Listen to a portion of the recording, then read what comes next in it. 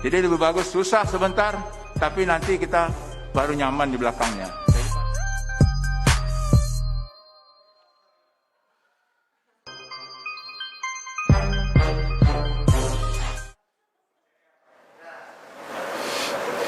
Bismillahirrahmanirrahim. Assalamualaikum warahmatullahi wabarakatuh. Selamat sore, salam sejahtera buat kita semua. Hari ini hari Senin 22 Juni 2020. Beberapa hal yang harus kami sampaikan mengenai update COVID-19 di Provinsi Riau. Yang pertama, hari ini terjadi peningkatan kasus yang tertinggi di Provinsi Riau. Jumlah kasus positif bertambah 24 kasus baru, sehingga total seluruh kasus positif di Provinsi Riau meningkat menjadi 166 kasus sebagai angka kumulatifnya. 41 orang dirawat, termasuk 24 orang hari ini. Satu penambahan kasus sehat dan 8 meninggal dunia. Jumlah PDP juga meningkat 116 pasien. Kita tahu kurang lebih sejak 10 hari yang lalu kasus PDP kita cenderung menurun, tapi dalam 1 minggu terakhir PDP meningkat pelan tapi pasti meningkat, dia dari 116 per hari ini. Jumlah total ODP yang dipantau juga meningkat menjadi 3.840 pasien. Rinciannya sebagai berikut. Pasien nomor 143 adalah Tuan SZM, 24 tahun, warga Kota Pekanbaru. Pasien ini sudah di Pekanbaru sejak 3 atau 4 minggu yang lalu. Jadi kemungkinan besar transmisinya kemungkinan terjadi di Kota Pekanbaru sendiri. Pasien nomor 144, Nyonya E, 54 tahun, warga Kota Pekanbaru.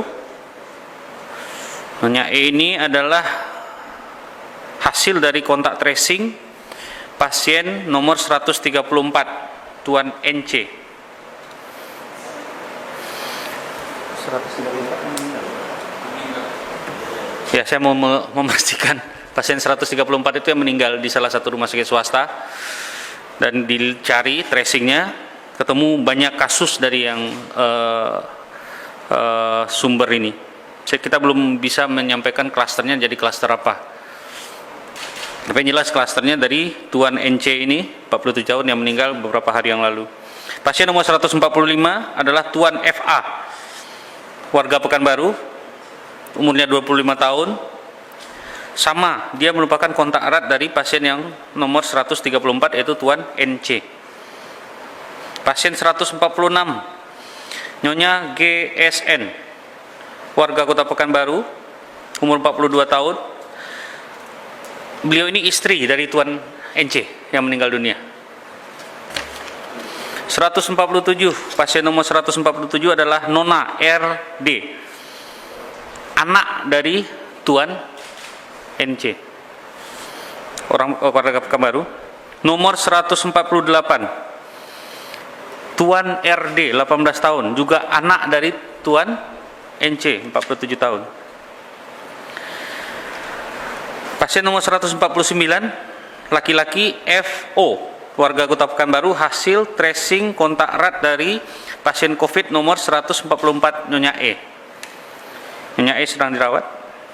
Pasien 150, Nyonya NMN, 43 tahun, warga Kota Pekanbaru, umur 43 tahun, merupakan hasil tracing dari pasien nomor 146. Nomor 146 itu Nyonya GSN, 42 tahun. Pasien nomor 151 adalah Tuan YA, 25 tahun, juga hasil kontak tracing dari Nyonya GSN, pasien nomor 146. Jadi Nyonya GSN ini ada 2 tracing yang didapat. Nyonya GSN ini yang dari BRI ya, BRI. Apa? Masih datanya dengan NC. Berkait dengan NC. Ya kan NC itu mengeluarkan PPP, mengeluarkan. Dia bukan BRI ya. Oh ya, maaf saya koreksi, bukan BRI. NY yang mau ya, ini NY baru BRI. Jadi pasien nomor 152 adalah Tuan FP 35 tahun, yaitu kontak erat atau suami dari Nyonya NY. Nyonya NY ini baru BRI. Pasien nomor 153 sama, yaitu kontak erat dengan Nyonya NY, umurnya 4 tahun, anak dari Nyonya NY ini. Pasien nomor 154 Tuan ZJ 62 tahun, warga Kota Pekanbaru, ayah dari Nyonya NY 32 tahun. Pasien 155 Tuan JOR 27 tahun, juga kontak dari Nyonya NY, pasien nomor 132. Pasien nomor 156 Tuan AL 31 tahun, warga Indragiri Hilir. Ini sudah dirawat di RSUD Puri Husada, merupakan hasil tracing dari pelaksanaan rapid massal yang dilakukan pihak kepolisian di Lembaga Pemasyarakatan Kabupaten Indragiri Hilir. Jadi nanti ada kontak tracing lagi nih untuk Tuan AL ini, karena dia berada di Lembaga Pemasyarakatan sebelumnya. Pasien nomor 157 Tuan AW 34 tahun, warga Inhil juga. Tuan AW ini adalah tenaga kesehatan yang bekerja di IGD Rumah Sakit Umum Daerah Puri Husada. 158, pasien nomor 158 adalah Nyonya HPD 41 tahun, merupakan warga Indragiri Hilir, profesinya pegawai negeri. Kemudian saat itu pengembangannya itu dari hasil pemeriksaan rapid test, dia mau bepergian keluar kota dari Indragiri Hilir mau ke Sumatera Utara, kemudian lakukan rapid test, ternyata positif. Kita karena sesuai dengan kebijakan Provinsi Riau dilakukan pemeriksaan swab, hasilnya positif. Pasien nomor 159 Tuan S 63 tahun, juga dari Inhil, sama. Jadi karena dia mau pergi ke Sumatera Utara, lakukan rapid test, hasilnya positif, lakukan swab, ternyata betul COVID-19. Pasien 160 Nyonya IS adalah warga Inhil. Dia ini adalah mahasiswa yang akan kembali kuliah ke Yogyakarta. Kemudian lakukan rapid test, hasilnya positif, dilakukan pemeriksaan PCR, hasilnya positif COVID-19. Pasien 161 Tuan E. Tuan E ini warga Dumai, umurnya 65 tahun. Ini hasil pengembangan dari pelaksanaan rapid test massal di kota Dumai. Saya lupa pasarnya, pasar tradisional tapi nggak disebutkan di sini. Kemudian pasien nomor 162, ini warga asing pertama di Provinsi Riau yang kena COVID-19, Tuan KTM 50 tahun, merupakan ABK yang kebetulan kapalnya bersandar di Dumai, kemudian lakukan rapid test, hasilnya positif. Rapid test dilakukan oleh KKP Dumai, hasilnya positif COVID-19 dan dirawat di RSUD Dumai. Pasien 163 Tuan WI, bekerja di sektor perkebunan, domisilinya di Kuantan Singingi, kebetulan dirawat sebagai PDP di salah satu rumah sakit swasta di Provinsi Riau dan hari ini sudah dipindahkan ke RSUD Erpin Ahmad. Pasien 164 ini adalah tenaga kesehatan di Rokan Hulu, salah satu rumah sakit swasta di Rokan Hulu. Tuan CA 32 tahun, saat ini sudah dirawat. Pasien 165 Nyonya R 68 tahun, warga Bengkalis, PDP.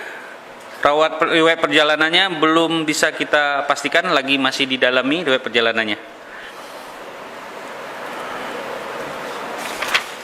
Terakhir pasien nomor 166 Nyonya IC 37 tahun, warga Kampar. Ini sudah diisolasi dan dirawat di Kabupaten Kampar. Beliau merupakan hasil pengembangan rapid test massal di Kabupaten Kampar, daerah Tapung Hilir. Jadi hari ini 24 orang kita umumkan, dengan mengumumkan itu aja energinya habis gitu loh. Biasanya mengumumkan 1, 2, 3, 4, maksimal 8, ini 24. Ini lama-lama mengumumkan kayak gini kita bisa sakit gitu loh. Jadi semoga jangan nambah lagi, semoga kita tetap sehat.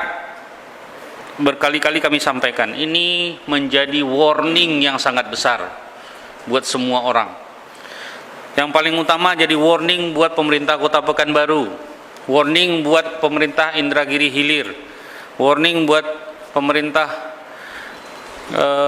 Kampar, Dumai, Bengkalis, tetapi tidak menyebabkan tempat-tempat yang lain menjadi bisa melonggarkan apa saja, tidak. Ini yang dari Pekanbaru, ini banyaknya di Kecamatan Rumbai. Nah, kemarin Rumbai nggak ada kan, hijau kan. Nah, nggak boleh ngomong-ngomong hijau, nanti jadi merah dia nanti. Nggak boleh kita menganggap remeh, menganggap enteng, sehingga ini menjadi hal yang sangat penting buat kita semua. Mungkin dalam beberapa jam ke depan akan ada rapat. Tadi Bapak Gubernur sebagai Kepala Gugus Tugas juga menyampaikan akan ada rapat dengan semua kabupaten kota untuk menyikapi strategi apa yang harus dilakukan. Apakah diperlukan lagi PSBB? Apakah perlu lagi pengetatan? Apakah perlu lagi diatur segala macam? Nah, ini semua berpulang kepada kita. Warning yang saya sampaikan untuk pemerintah, kita sampaikan tadi, bukan cuma untuk pemerintah daerah sebenarnya tujuannya, tetapi kepada masyarakatnya. Ini belum berakhir, ini baru permulaan. Kalau kita mau kembali hidup seperti kemarin, pakailah masker. Sederhana cuman, pakailah masker, cucilah tangan, jagalah jarak. Saya lupa menambahkan tadi ada satu pasien dinyatakan sembuh. Mana dia? Saking banyaknya pasien positif lupa yang sembuh. Yang sembuh ada satu dari Indragiri Hilir, perempuan Nyonya P, 39 tahun. Jumlah pemeriksaan sampel di lab biomolekuler sebenarnya total untuk saat ini, total yang sudah saya juga evaluasi tadi, konfirmasi ulang, itu hampir 8.000 sampel. Artinya cepat sekali peningkatan kita. 2 minggu yang lalu masih 4.000, sekarang udah 8.000, dan itu akan kita harapkan peningkatan pemeriksaan sampel bisa lebih meningkat lagi ke depan. Ada pertanyaan?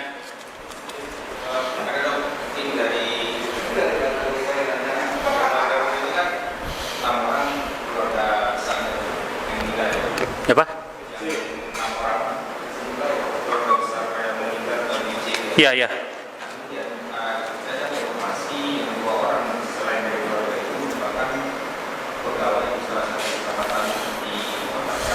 Jadi kalau pegawai tersebut misalnya positif, seperti kebijakannya, satu kantor itu sementara harus dilakukan pemeriksaan PCR swab sampai menunggu hasil semua swabnya keluar, kantor itu harus tutup. Sama kayak BRI. BRI kemarin kan semuanya tutup. Kemudian kita isolasi semua yang positif. Kemudian semua yang lain diperiksa sampai terbukti negatif. Nah, makanya BRI hari ini buka. Kenapa? Karena memang sudah negatif. Yang positif diumumkan sekarang kan bukan pegawai BRI, tapi kontak tracing dari yang positif. Nah, semuanya sama. Mau bank, mau institusi pemerintah, mau sekolah, mau rumah sakit, apa ya juga seperti itu. Kalau ada yang positif, itu diperiksa semuanya yang setempat kerja sampai semuanya terbukti negatif atau terbukti positif. Kalau terbukti positif tentu harus dirawat. Kalau terbukti negatif, kantornya bisa buka seperti sedia kala, tapi dengan supervisi yang lebih ketat lagi. Tenayan Raya ya udah, kalau memang saya belum tahu nih. Kalau memang kantor kecamatan Tenayan Raya, tentu kita koordinasi gugus tugas provinsi dengan gugus tugas Kota Pekanbaru, ya harus sama-sama. Karena yang jelas kalau memang itu ditutup sementara, dialihkan ke tempat lain pelayanan publiknya, kemudian dilakukan pemeriksaan cepat gitu ya. Misalnya kalau bisa besok langsung diperiksa semua staf dan pegawai di kecamatan tersebut, di kantor kecamatan tersebut, kita tunggu hasil 1-2 hari, hasilnya negatif, kantornya kembali buka seperti biasa. Karena kalau enggak kan kita berisiko. Kita nggak tahu di dalam itu ada yang positif atau enggak, kita nggak tahu. Karena itu akan berisiko terhadap publik nantinya. Termasuk saya juga menghimbau kepada yang kemarin jadi merasa ke Bank BRI di cabang Sudirman, kalau memang ada keluhan ataupun tidak ada keluhan, datang ke Vaskes layanan terdekat untuk memeriksakan diri. Bisa saja akan dilakukan pemeriksaan rapid test atau pemeriksaan langsung PCR swab.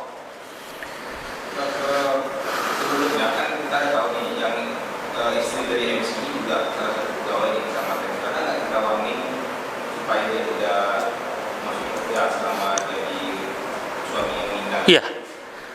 Udah. Jadi semua yang berkontak erat, walaupun hasil PCR-nya belum keluar, wajib isolasi mandiri. Itu kita lakukan juga sama di tempat-tempat lain. Seperti di bank, seperti kemarin-kemarin ada klaster-klaster yang lain. Semua yang berkontak erat, wajib isolasi mandiri sampai terbukti negatif. Dulu pasien yang nomor 1, Tuan MM, itu kan ada 2 anaknya. Ada 2 anak, 1 asisten rumah tangga sama istrinya. Itu berkontak erat dengan beliau. Waktu itu saya masih ingat, kita karena mengirim swabnya ke Jakarta, nunggunya kan lama, 14 hari. Jadi 14 hari dia diisolasi, anaknya, istrinya, sampai hasil PCR-nya negatif, baru boleh. Nah begitu juga dengan ini. Semua yang positif di sini, yang kontak ring 1-nya, itu isolasi mandiri wajib dilakukan sampai teman-teman dinas kesehatan kota dan kabupaten dan provinsi melakukan pemeriksaan surveillance dan memastikan negatif. Jadi kami juga menghimbau di sini yang memang mempunyai hubungan keluarga ring 1 atau satu rumah dengan pasien yang saya umumkan ini, yang kami umumkan hari ini, itu harus melakukan isolasi mandiri dan melaporkan ke puskesmas yang terdekat. Melaporkan diri, kemudian melakukan isolasi mandiri gitu. Kemudian dilakukan pemeriksaan swab, kalau swabnya negatif, silakan. Tapi kalau swabnya positif tentu harus dirawat. Yup. Yang pasien di Mumbai itu kan dari datang positif, kemudian keluarganya bisa meminta hasil swab. Bisa.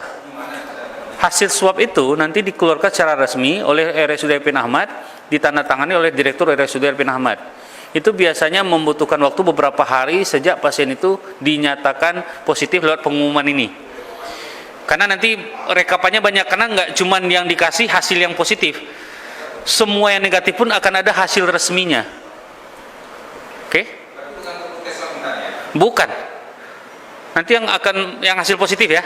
Hasil positif itu yang mengeluarkan rumah sakit, karena positif kan harus dirawat di rumah sakit.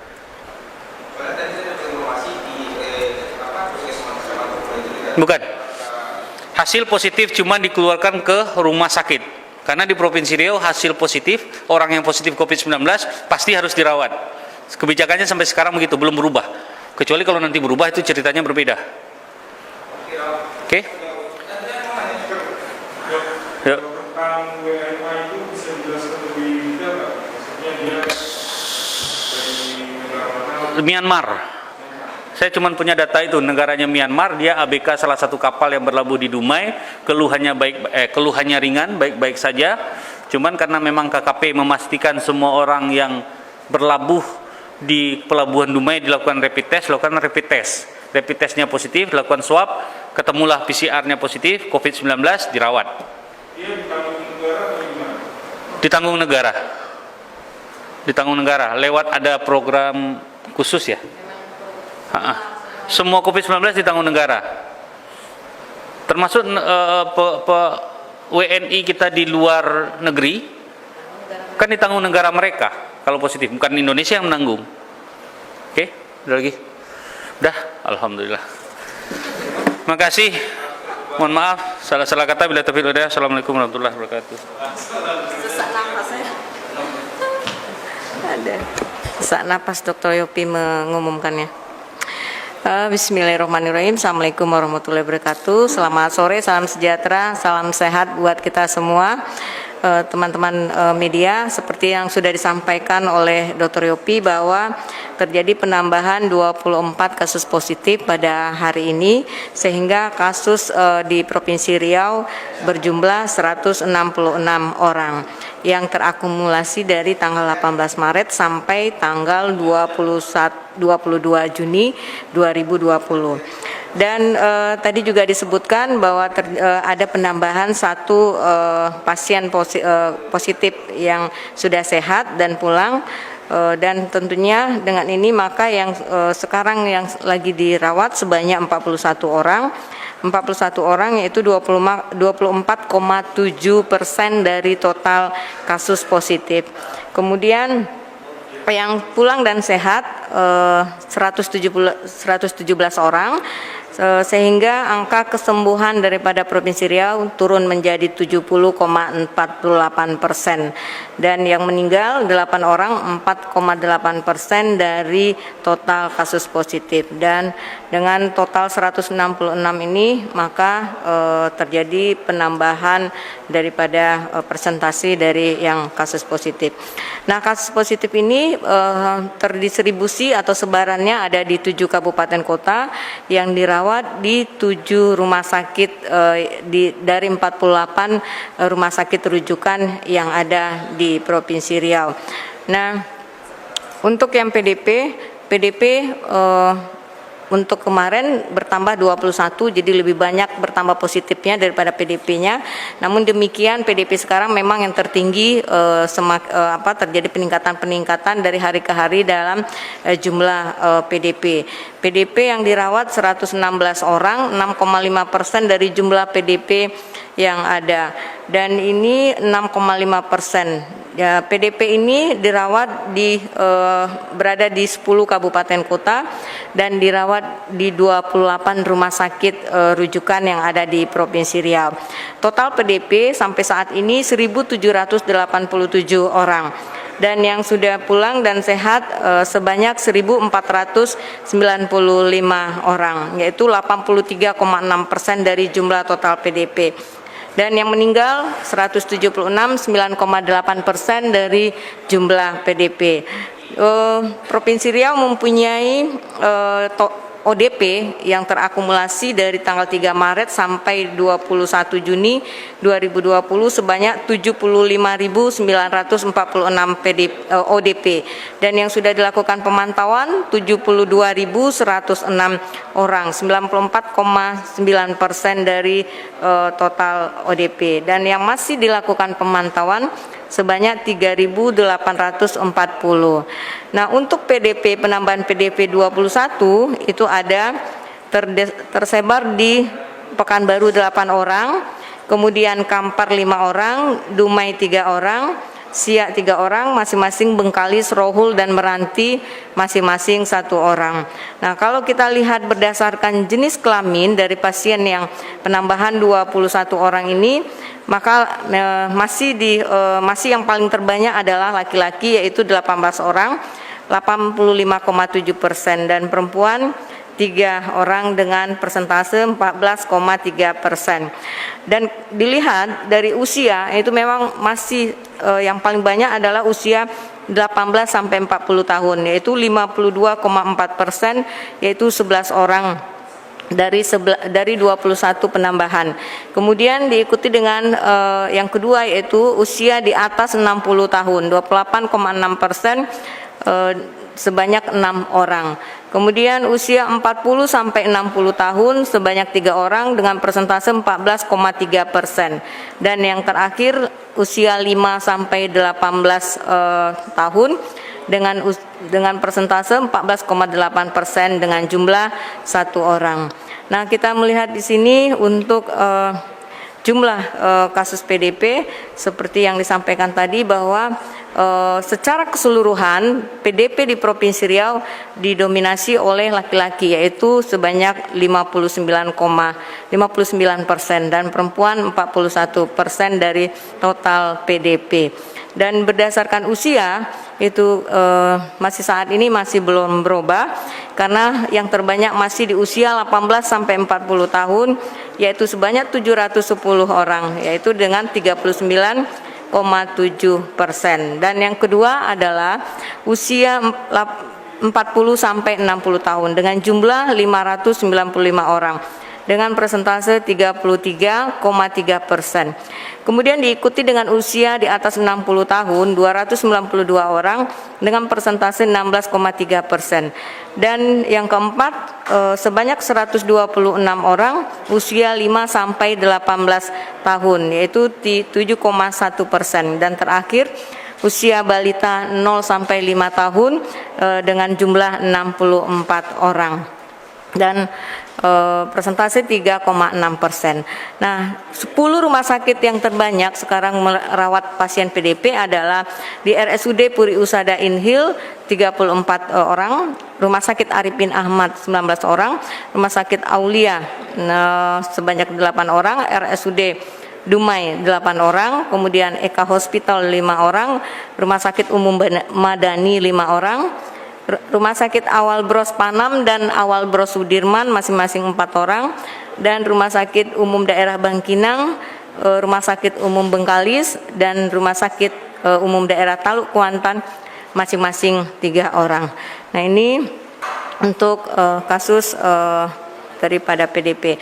Nah, kita melihat di sini bahwa untuk jumlah rapid test yang dilaksanakan di kabupaten kota yaitu berjumlah sebanyak 27.020 pemeriksaan, di mana dari 27.020 pemeriksaan tersebut reaktif sebanyak 356 orang, dan ini sudah dilakukan pemeriksaan secara swab PCR dan ada yang positif dan ada yang negatif. Nah, kita masih melihat di sini bahwa dengan adanya penambahan kasus 24, tentunya ini juga menjadi mengingatkan kepada kita semua, menjadi perhatian buat kita semua bahwa perlu kesadaran dan kedisiplinan yang tinggi terhadap kita sebagai masyarakat untuk melakukan protokol kesehatan yang disampaikan tadi oleh Dr. Yopi, yaitu bagaimana kita harus menggunakan masker, kemudian tentunya sering mencuci tangan, dan tentunya melakukan jarak dalam beraktivitas sehari-hari dengan teman-teman semua.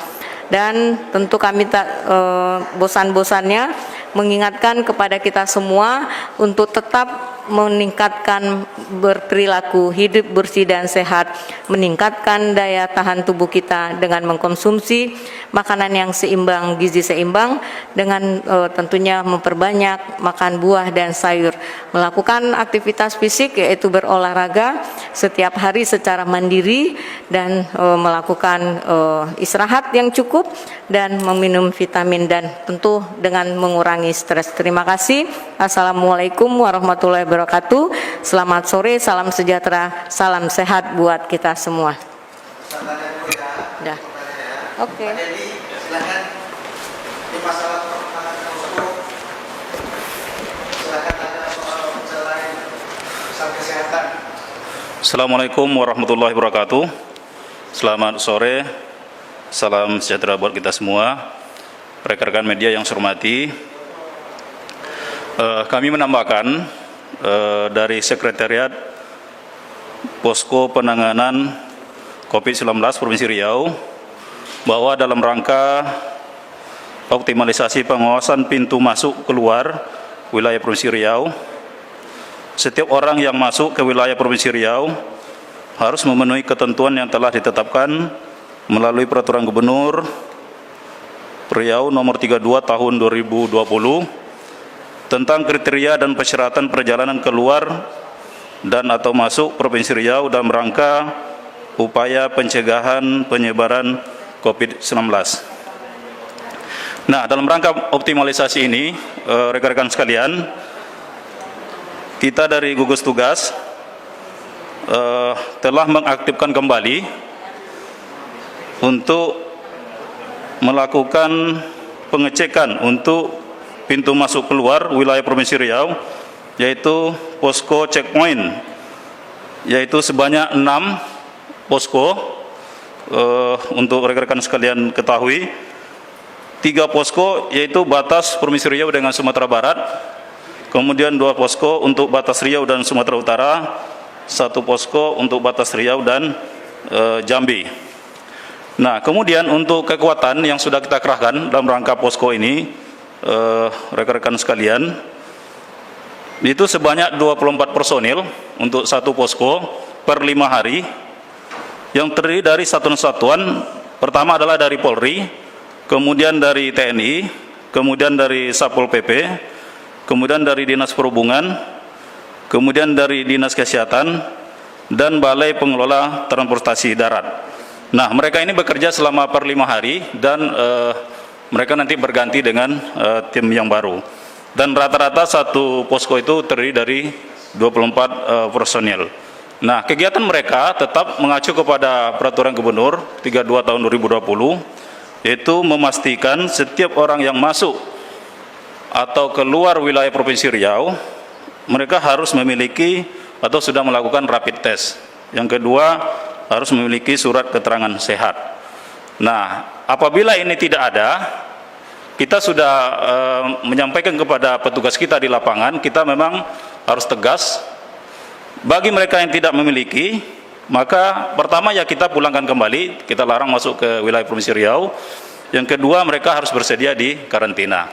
Nah, ini kita sudah sampaikan kepada petugas kita, memastikan bahwa memang dalam rangka pencegahan COVID-19 untuk di wilayah Provinsi Riau, kita memastikan bahwa barang siapa yang masuk wilayah Provinsi Riau betul-betul dipastikan mereka itu adalah sehat. Yang kedua, kegiatan yang sudah dilakukan juga di bidang operasi dalam rangka pencegahan COVID-19 di Provinsi Riau, bahwa kegiatan-kegiatan yang dilakukan di daerah dalam rangka melihat dan mengawasi setiap kegiatan-kegiatan ekonomi masyarakat yang saat ini sudah mulai secara perlahan berjalan. Dan kita pastikan mereka tetap melaksanakan protokol kesehatan COVID-19. Dan ini dilakukan secara rutin, dilakukan oleh aparat kita, baik itu Polri, TNI, Satpol PP, dan Dinas Perhubungan. Demikian rekan-rekan sekalian sebagai informasi tambahan dari kami, dari Sekretariat COVID-19. Terima kasih. Kami sudahi. Wassalamualaikum warahmatullahi wabarakatuh. Ada satu pertanyaan. Itu untuk posko kita sendiri yang ada 6 posko memasuki Riau, itu 6. 24 jam aktif. 24 jam aktif. Apa bukan, soalnya sebelumnya kemarin pas PSBB pun posko itu bukan 24 jam aktif. Pas petingginya yang datang baru diaktifkan. Itu kan untuk sekarang, Pak. Ya. Kalau jika itu bukan kembali. Oke. Jadi untuk posko checkpoint ya, ini Bang berada di batas wilayah yang masuk ke Provinsi Riau. Karena posko itu banyak. Kemarin posko kita itu juga bergabung dengan posko Ketupat. Artinya juga berada di daerah-daerah yang sifatnya strategis. Nah, bagi posko yang berada di pintu masuk wilayah Provinsi Riau, kita sudah menyampaikan kepada petugas kita, untuk mereka ini kita pastikan harus bekerja 24 jam. Jadi betul-betul terjaring, terawasi setiap warga masyarakat yang memasuki wilayah Provinsi Riau. Mudah-mudahan. Terima kasih. Ya, cukup. Terima kasih ya. Terima kasih. Masing-masing sedang.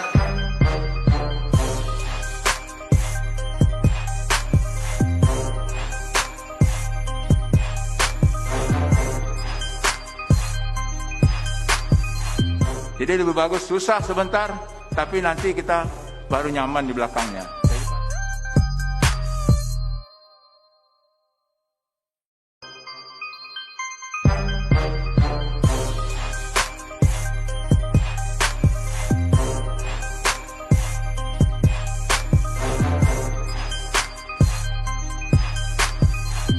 Jadi lebih bagus susah sebentar, tapi nanti kita baru nyaman.